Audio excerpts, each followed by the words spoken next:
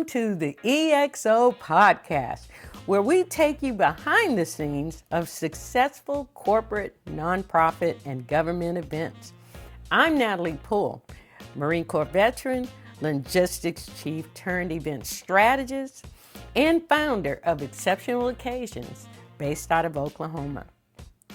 Today's topic is one most planners whisper about, but rarely teach: client psychology and conflict resolution. Because behind every timeline and vendor contract is a person. Sometimes it's an entire board who may be confused, emotional, or just hard to deal with. Allow me to dive into understanding clients and resolving conflict in event planning.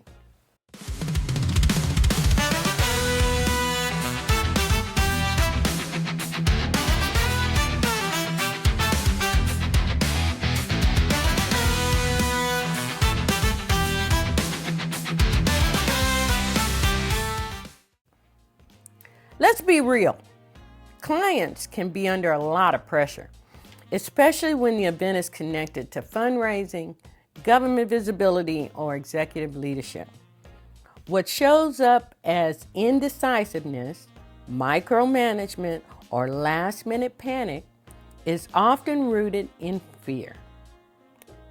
Your job as the planner, it's not just about logistics. It's about managing emotion, reading the room, and de-escalating tension so the event stays on track. Let me give you a few real-world examples.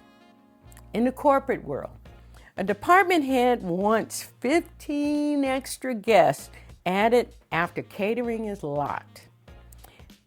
It's not really about the food, folks. It's about their fear of looking bad in front of leadership. In the nonprofit, a board member questions every expense publicly. Well, they're not trying to sabotage you. They're just trying to justify spending to their donors and may not understand the value of event production. In the government world, a staffer panics when the commissioner is arriving 20 minutes early. It's not about the timing. It's about protocol and pressure to look prepared. And they're trying to avoid career risk. Here are my go-to methods for navigating client conflict and emotional moments.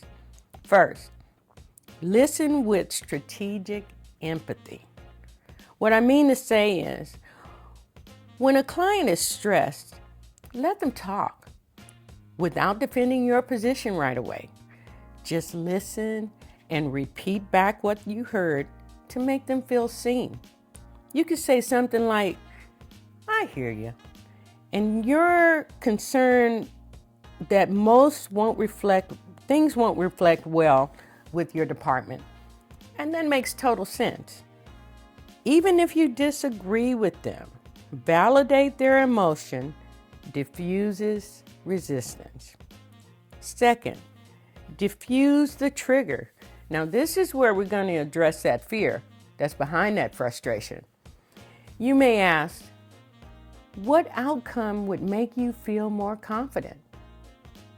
What you're doing is shifting from drama to solutions. Here's an example. If they're worried about how it looks to the boss, try saying, "What if we had a printed briefing packet ready for them? And would that help you feel more in control of the welcome?" Third, guide to a clear decision. People in emotional conflict want to be led. Offer 2 or 3 realistic options that you can deliver and let them choose. It gives them back control without giving away your authority.